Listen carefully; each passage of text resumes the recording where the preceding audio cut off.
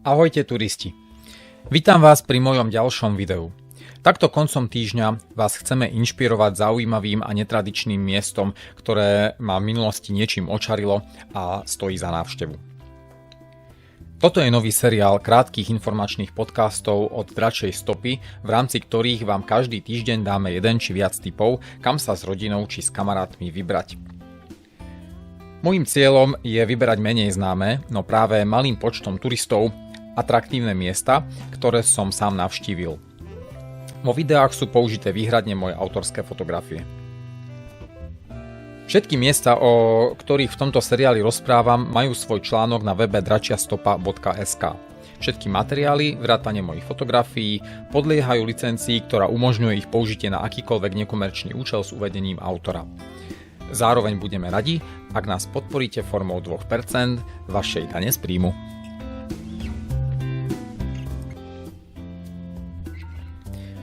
Pre 4. marcový týždeň som vybral v skutku naozaj, že takmer zabudnuté miesto hlboko vo Volovských vrchoch a jedná sa o hrad Sokol. A tento hrad je pre mňa taký zvláštny. Samozrejme, ja som vedel o existencii tohto hradu, ale z dostupných fotografií a vyjadrení turistov mi vychádzalo, že je to ten typ zaniknutého hradu, na ktorý keď prídete, tak ak vám niekto nepovie, že tu bol hrad, alebo neviete, že tu bol hrad, tak si naozaj, že nič nevšimnete. Pre mňa ten typ miesta, kde mi musia proste povedať, že tu je niečo zaujímavé, inak je to naozaj, že pre mňa, že zalesnený kopec, naozaj nie je ničím zaujímavé a keďže je to ešte navyše 6 km od obce, tak nemal som vôbec dôvod toto miesto navštíviť. Aké bolo moje veľké prekvapenie, keď som minulý rok v marci prechádzal Freemap.sk a sledoval som si fotografie, že čo by som ešte mohol navštíviť a zistil som, že to miesto prechádza obnovou, pracuje tam kopec dobrovoľníkov a naozaj, že sa stalo, že turisticky veľmi pekné a zaujímavé. Čakajte, malú pevnosť, ktorej sanujú múry, dostavujú ich do istej výšky, opravujú to, robí sa tam archeologický prieskum a je tam urobený napríklad drevený most, pomocou ktorého sa na tom miesto dá prísť a sa dá prekonať taký ten hradný val.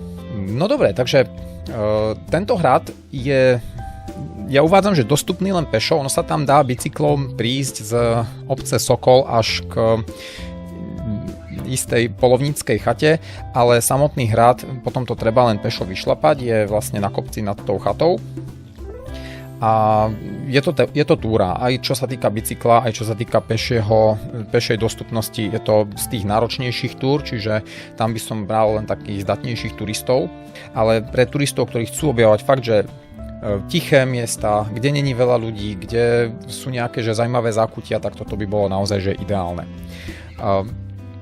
Hrad sa prvýkrát spomína v roku 1299, čiže postavený bol v 13. storočí.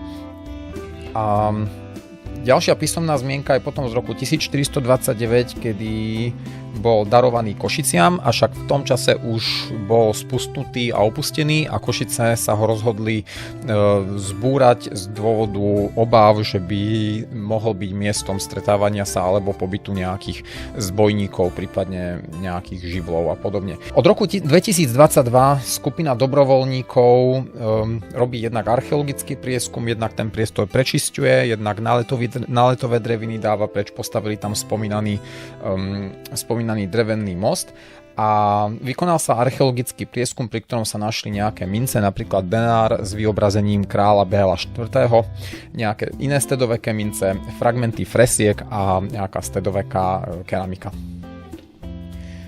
Tento program je podporený z projektu Terra Incognita.